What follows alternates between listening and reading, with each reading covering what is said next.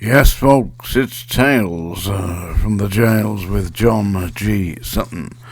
Do please, ladies and gentlemen, like and subscribe if you will, and leave me some comments. I usually get insults, by the way, and it's all circulating around this little bugger, the song dinger. Yeah.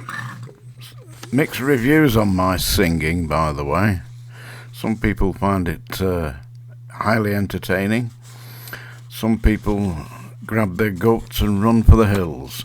I'm going to talk today about that shithouse HASHEM ABEDI. Yeah, age 28. On Saturday, he assaulted three members of prison officers, three members of staff at HMP Franklin, which is located in the area around Durham. And what he did was, believe this or not, he was allowed to into the cooking facility in what's known as a separation unit, where he's held because he's considered to be a threat and a danger to the prison, and not only to society. Well, obviously he is a threat to society. He's serving 55 years minimum, and I think he's got 23 life sentences. He was a part of the team, two brothers. His brother detonated the bomb at the Manchester Arena, which killed many young people, 23 people in total, and seriously injured many others.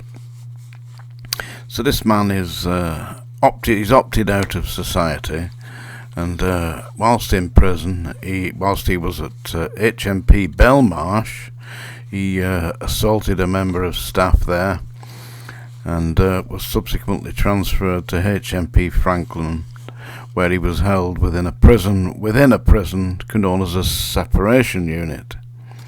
And in that unit they have a cooking facility where they are allowed to cook their own meals.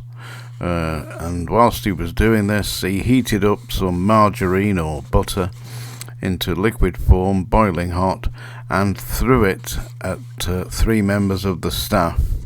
Then, snatching a cell-made weapon, a shank in other words, he physically assaulted the three staff, seriously stab wounding two of the male officers, and all three officers were transferred to hospital, where they remain. Two of them remain in hospital, but according to reports, their conditions have now stabilised.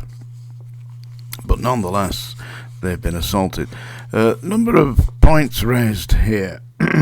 You see, I know that the prison service are going to be saying, how do we deal with this? How do we contain these people? I mean, obviously, if he's HASHEM ABEDI, age 28, as being considered unsuitable for normal location and a threat to the good order and discipline of the prison, never mind society. I mean, he's not even allowed into society.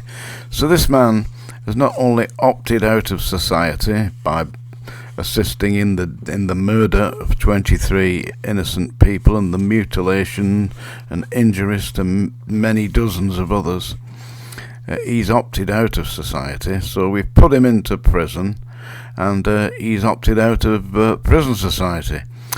So how do we deal with this? I know there's going to be questions in the House of Commons about this, and if they are listening, then they already have the answer. They do not deal with this individual on a one-to-one basis. They don't allow him any association, and inmates of this ilk, of this nature, should be controlled robotically. We have the ability to do that. We can keep them in extremely small, well, perhaps 3-celled units, and controlled electronically. Opened one at a time, allow them out to the facility to exercise one at a time, and then they go back into their cells, and it's electronically locked, so they have no association. It may be considered to be inhumane treatment, and I would say it practically is. But at least people are not being stabbed and damaged for life by having individuals like this throwing boiling oil over them. And that's what they've opted for. So I believe that they've got to start doing something like this. The General Secretary of the Prison Officers Association stated that prison officers do not have stab-proof vests. Really? Why not? Well, I would say that the POA, Prison Officers Association, has got something to do with that. Well, what they should be saying else to their members: if you are not provided with the equipment to do the job, then you don't do the job. Yeah? In other words, if you're not given stab-proof vests, and I would say stab-proof shorts, because if they stick the knife into your genitals or into your leg, then it could quite quickly rupture a major artery. So I believe that if they have to deal with people like that, but there isn't any real need for hands-on treatment most of the time for these people, and if they held them robotically, and in America they tend not to have quite that same problem, because everywhere they go in America they're shackled. I don't know if you've seen them with these orange suits on, and certainly I would highly recommend that HASHEM ABEDI be shackled, so that if he's allowed out of his cell in the meantime while they're preparing the robotic lockdown system, which, listen, if you're listening to this, Ministry of Justice, get yourself some robotic cells and lock them into that. They opt out of society. There's going to be no enhanced status, so they can't say, oh, I'm a tough guy, I'm in a separation unit. They've got to hold me within a prison within a prison. They won't be boasting about being locked up by robots, will they?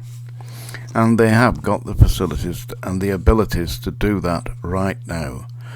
But what are they doing? I mean, and don't forget, the answer lies, to a certain extent, with the Prison Officers Association, who instruct their staff that, as I said, if we don't have the correct equipment, then we can't do the job, we won't do the job, we're not doing the job, and in the event that you discipline us, the entire staff will walk out of that gate and you can stuff the job.